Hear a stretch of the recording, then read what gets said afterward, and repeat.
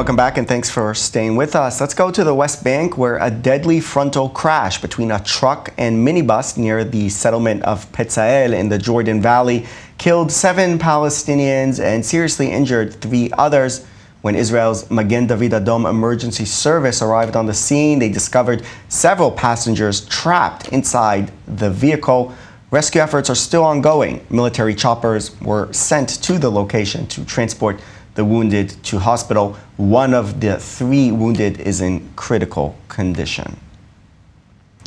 Now, as tensions escalate between Israel and Hamas, once again, the question surfacing is how should Israel deal with the Gaza Strip? Amir Avivi, once a commander in the area and now the head of a major think tank, believes only one option will bring an end to the constant flare-ups. I-24 News defense correspondent Jonathan Regev met him on the Gaza border. There's an iron dome to defend from rockets, there's an underground barrier to defend against tunnels, there's an overhead barrier to defend against infiltrations, and there's a concrete wall to defend against anti-tank missiles. The barriers will provide Israeli citizens with a sense of security and will enable this beautiful region to continue developing and flourishing. Israel has found very sophisticated ways to defend itself from practically every threat originating in the Gaza Strip, but is this the way to victory on the battlefield? We have to remember that the Israeli Defense Forces' mission is to defend the civilians. And if the civilians are constantly threatened, if at any given moment there could be thousands of rockets shot at them, the IDF is not doing its job.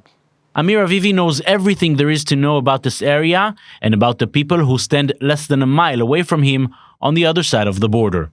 As the former deputy commander of the Gaza division, he thinks that all the latest operations in Gaza brought us nowhere and are not deterring the other side from planning the next attack. Did we achieve the mission?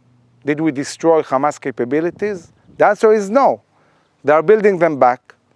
They will probably be ready in a few months to start another operations. How many operations will we have until we understand that we need to go in and destroy this infrastructure completely? Those who oppose the idea of a ground incursion say such a mission will end with hundreds of soldiers killed, a sharp contrast to the very low number of Israeli victims in operations which do not include a ground assault.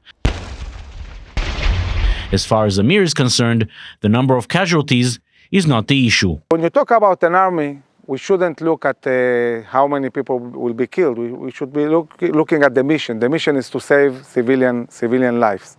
And I think that the idea that we can continue every year to conduct operations like we did now with the Air Force and so on, and then say, we didn't have many people killed, but we had all of our citizens in shelters and so on, it's an idea that it's not going to work in the long term. At the end of the day, we'll need to do the job. The events of the past week show that even if there was some quiet following the latest operation, it is now over. The next military operation in Gaza is probably just a matter of time. Will it be any different than the previous ones? Will it bring a major strategic change as Amir is hoping? Judging by past experience, the answer is probably no.